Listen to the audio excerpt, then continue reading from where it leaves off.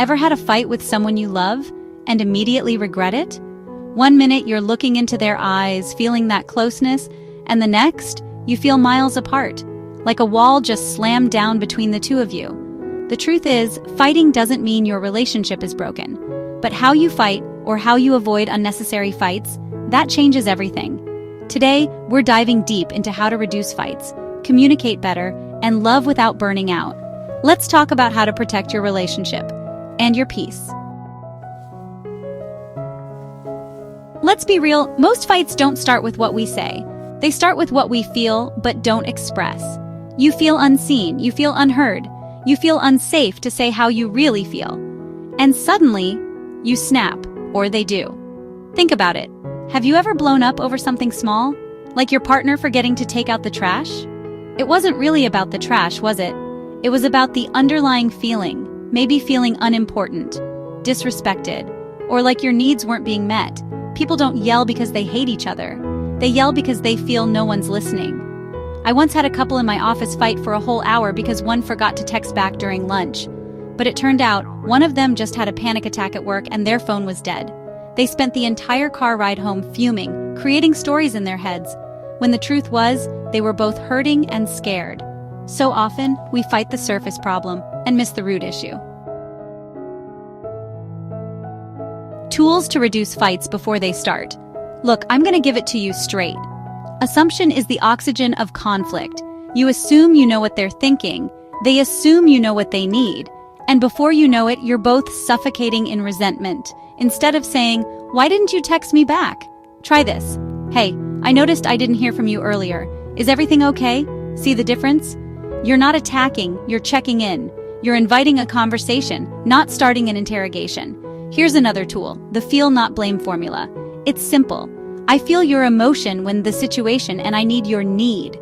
For example, I feel anxious when we don't talk all day. I just need reassurance sometimes. You're not accusing, you're sharing your heart. That's powerful stuff. And listen, it's okay to pause. If you feel yourself getting heated, say, "I love you. I need 20 minutes to cool off so I don't say something I regret." Walk away, breathe, journal, whatever it takes. Fights escalate when people stay in reaction mode. Timeouts let you respond, not react. Now let's talk about when your partner is upset. Instead of saying, "You're being dramatic," try this. "Help me understand what's really going on." Curiosity disarms tension. It shows you care about why they're hurting, not just what they said. One last thing, don't bring up major stuff in the middle of a bad day. Set a time to say, "Can we talk tonight about something that's been on my mind?" Hard conversations deserve soft landings. Emotional awareness saves relationships. Most fights are two inner children screaming to be loved. You're not just fighting your partner, you're fighting their past hurts, their insecurities, and they're fighting yours.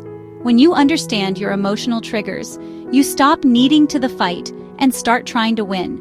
Ask yourself, are you scared of being abandoned? Do you shut down because you fear conflict? Do you overreact because of past betrayal? The more aware you are of your own baggage, the less likely you are to unpack it on someone you love. And look, you don't have to be perfect, but you do have to be aware. Healing yourself heals the relationship. What to do after a fight? Let me tell you something, even healthy couples fight. Nobody's perfect. What matters is what comes. So, you had a fight. Now what? First, own your part. Don't make excuses, don't point fingers, just say, "I raised my voice. I'm sorry, that wasn't okay." Second, validate their feelings. You don't have to agree with their perspective to validate their feelings. Say, "I get why you felt hurt. That makes sense." Third, repair with reconnection. Even a small gesture, a hug, a walk, a shared meal, rebuilds trust. Remember, an apology without changed behavior is just manipulation. Show up differently next time. Choose love over ego. Listen, fighting less isn't about being perfect. It's about being present. It's about choosing love over ego, curiosity over control, peace over pride. Relationships take work, but they shouldn't feel like a battlefield. If this helped you, send this to someone you care about.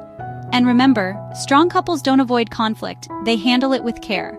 What's one thing you do to avoid or resolve fights in your relationship? Let's help each other grow in the comments below. One last thing, you can do this. Look, relationships can be tough. You're gonna have disagreements, you're gonna step on each other's toes. That's just part of life. But it doesn't have to be a constant battle. When you learn to communicate effectively, when you understand your own triggers and your partner's needs, you can navigate those challenges with love and respect. Remember, you're on the same team. You're in this together. So take a deep breath, be honest with yourselves and each other, and start building the kind of relationship you both deserve. If you found this video helpful, please like, subscribe, and share.